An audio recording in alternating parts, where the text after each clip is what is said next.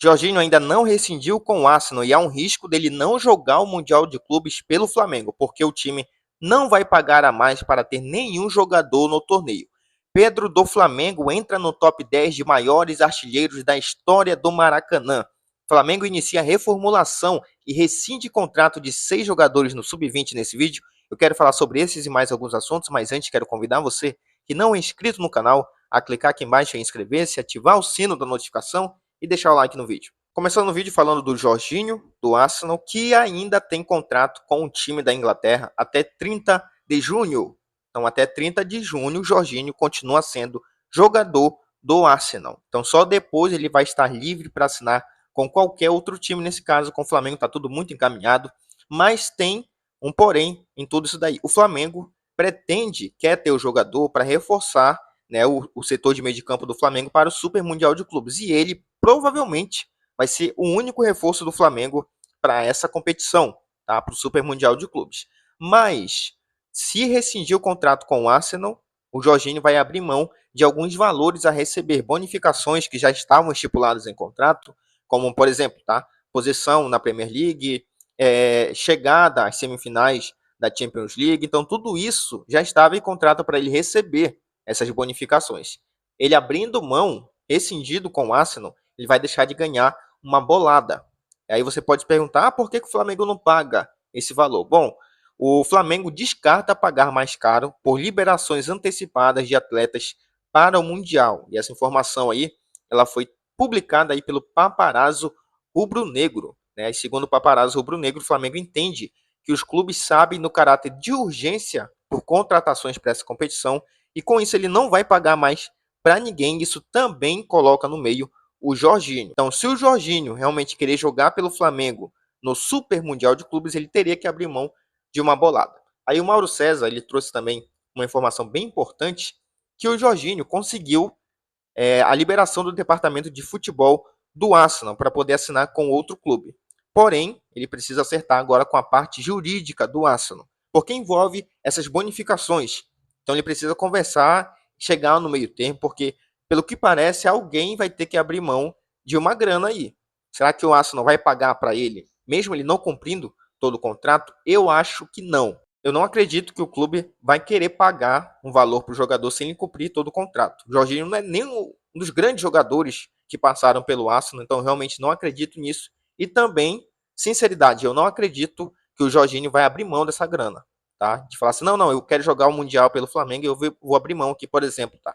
De 8 milhões, 10 milhões de reais. A bonificação é alta, pelo que foi divulgado pelas informações, é um valor bem considerável. O jogador só falar assim, não quero receber. Então, essa história de Jorginho no Mundial pelo Flamengo ainda tem mais alguns capítulos. Para ele jogar pelo Flamengo, que estreia no Mundial no dia 16 de junho, ele teria que rescindir no máximo aí até o final de maio. Hoje é dia 23, então ele teria aí pelo menos mais 8 dias para rescindir um contrato com o Arsenal e assim assinar com o Flamengo no início de junho. Vamos aguardar que ainda essa novela tem alguns capítulos para acontecer. Bom, mudando de assunto, vamos falar agora do Pedro, que com o gol em cima do Botafogo da Paraíba, naquela goleada do Flamengo, ele entrou no top 10 de maiores artilheiros da história do Maracanã. Realmente é uma posição muito privilegiada, poucos jogadores conseguem chegar a essa marca. Nós sabemos que o Pedro está voltando de lesão, está recuperando, né, o seu condicionamento físico e a gente sabe que ele 100% agrega muito dentro de campo, é um cara muito oportunista, é um cara extremamente habilidoso. Eu acho que o que falta só para o Pedro seria só velocidade. Mas na idade dele, né, por todo esse período que ele já está no futebol, eu não acredito que ele vai conseguir aprimorar essa situação e ter mais velocidade, por exemplo. Mas não tendo a velocidade, ele compensa com outras coisas. Realmente um atacante completo, o Pedro. E aí, o primeiro colocado da lista é ele, né? Zico, inalcançável, acredito eu. 319 gols no Maracanã. Primeiro lugar aí, em maior jogador da história do Flamengo. O Pedro vai aparecer aí em nono lugar com 98 gols. Muitos gols realmente. Desses 98 gols, 87 são pelo Flamengo e 11 pelo Fluminense, que foi o time que o Pedro começou a jogar, né? O time que revelou ele. Então, totalizando aí 98 gols. Eu acredito que ele vai ganhar mais algumas posições esse ano, tá? Por exemplo, o oitavo tem 100 gols. Então, o Pedro está a 2 gols dele. O sétimo tem 104, eu acredito que ele vai fazer pelo menos mais 10 gols aí na temporada.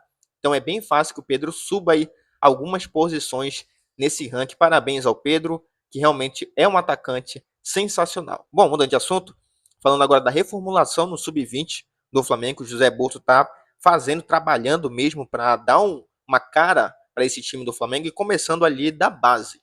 Então hoje foi divulgada a informação de que 6 jogadores do sub-20 do Flamengo tiveram seus contratos rescindidos. E os jogadores foram os zagueiros Wesley Juan, Júlio Neto e Marcos, do lateral esquerdo Ainoan, além dos atacantes Lucas Oliveira e Lipão. As alterações fazem parte da nova diretriz de trabalho conduzida por José Boto, que é o diretor de futebol do Flamengo, né? Em conjunto com os técnicos Nuno Campos e Leonardo Ramos, que comandam a equipe B do Flamengo.